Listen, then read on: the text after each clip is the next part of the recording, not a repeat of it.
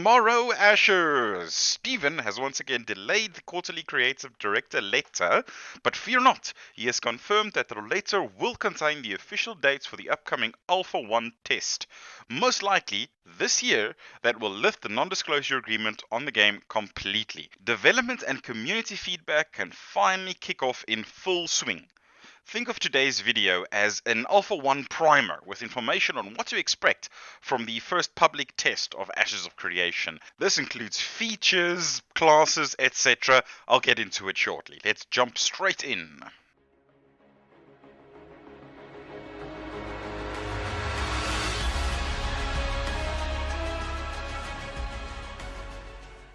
To get the disclaimers out of the way, none of the information in this video is concrete and is a collection of information from Wiki's video statements that were made by Intrepid surrounding Alpha 1. All of this is subject to change, but most of this is reputable information that they have at least mentioned at some stage.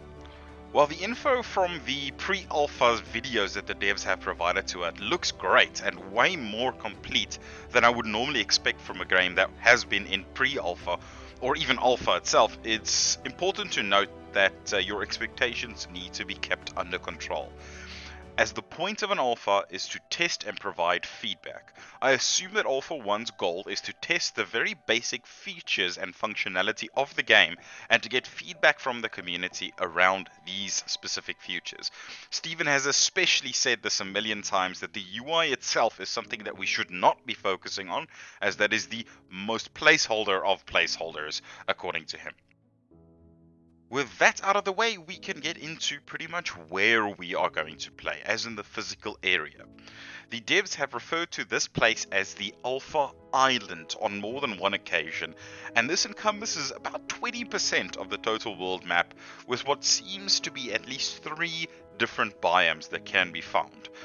If you take the actual amount of nodes that are available in the world and you divide it up into 5, that means that we have actually 23 different nodes to work with, which is kind of crazy considering we're in the very first alpha test of the game.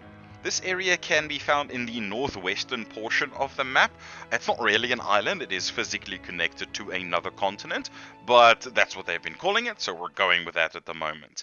We know this map contains at least one small castle. Whether the feature of castle sieges will be present is unclear, and at least one seemingly very large dungeon that has a lava-esque theme to it, with a dragon boss at the end that I'm hoping we can actually interact with.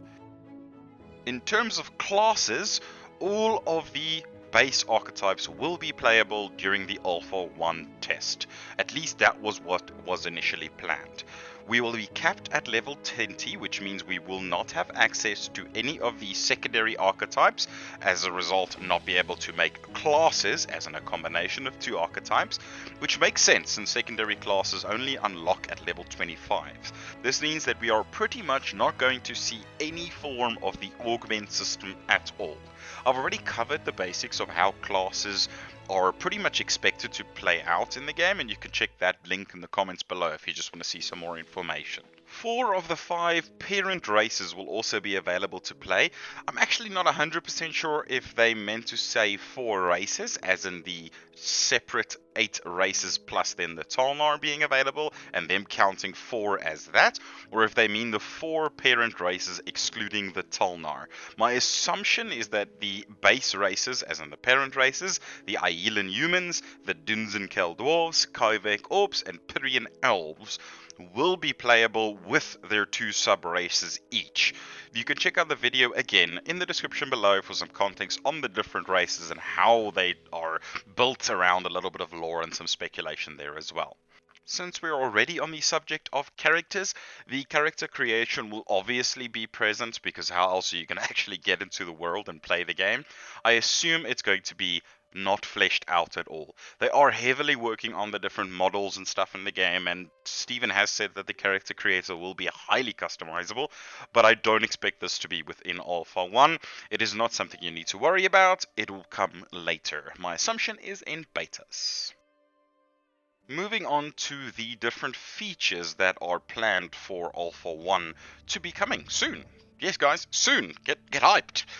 First of all, it's going to be the fully hybrid combat system will be implemented.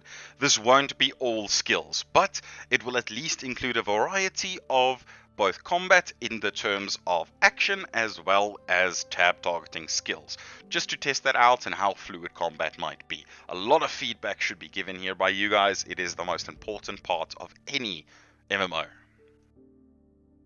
Node related features will be available up to tier 3, which means fewer open world related events and unlocks during the course of the alphas, and it seems like this will be the biggest factor in limiting what players will do.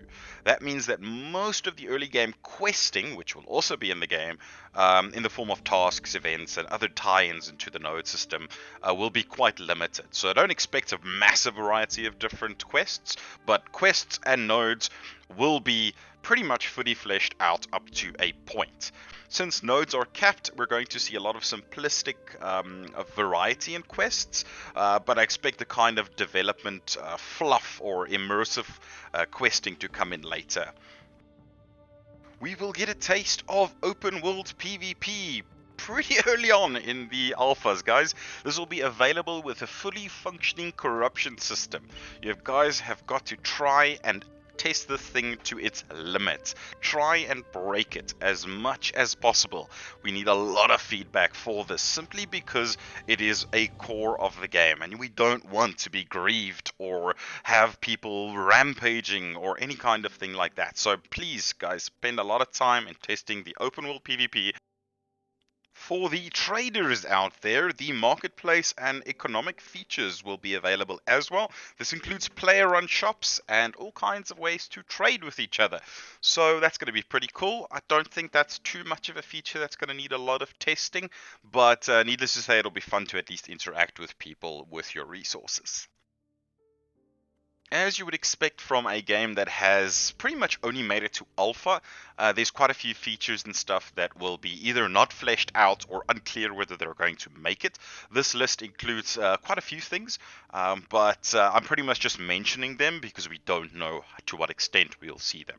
These include castles, so we know there will be a castle, whether it's fully functional in terms of sieges and initial clearing mobs and stuff is unclear. Crafting professions will be there, but limited as well. Social organizations like guilds and NPC orgs are also going to be a thing, but only at the initial stages. Housing pretty much limited as well. And then finally, the naval engagements like shipbuilding and naval combat.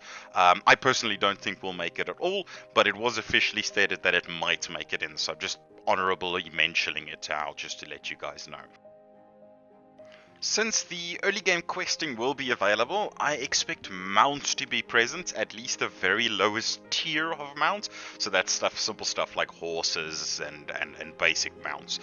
There isn't actually any mention officially around this, but we can see them using mounts quite a bit within the pre-alpha footage that has been released. So I'd hope that was in. It's quite a large area to traverse on foot alone, so expect some mounts of some kind. For those of you concerned about being spoiled in terms of lore and story around Ashes of Creation, can rest easy because the betas and alphas are going to be under a tight wrap in terms of lore and story. This means that we are pretty much not going to get any narrative at all. I admire this approach, but I also kind of am concerned because this means that the end result and the final release of the product could potentially be a washed out story delivery at the end. Let's hope this isn't the case, but at least we won't get spoiled at all during the stages because Steven really wants to keep it under wraps. And the final thing that I want to mention in this video is the persistency that we can expect from the alphas. So the way this will work is that as long as the alpha 1 is running, everything will be persistent. It sounds like the service will not be taken down at any point in time until just prior to the next alpha test, at which point a complete wipe of your data will be done, essentially. What that means is that you can play at any hour of the day as long as the alpha test is going on. At the end of the day, the only thing that will be kept is your character names if you have the appropriate pre-order pack that gives you a name reservation as a result. So That means have fun. You can play as much as you want as long as the Alpha 1 test is ongoing, and then the same will apply for Alpha 2, and then obviously the betas. I am quite literally shaking with excitement for this game, and it is going to be amazing. I think that the information we're going to get within the alphas that is under completely no NDA at all is going to be a massive boost for our community, and I hope we can build it up to an extreme extent. 100,000 subs on the subreddit would be amazing. That being said, I'm also building my own community. You can check the links below for my Discord link. I'll be starting streaming more often from now on. It might not necessarily be Ashes of Creation, but yeah, subscribe for more videos and let me know what you think in the comments below. Have an awesome one, guys.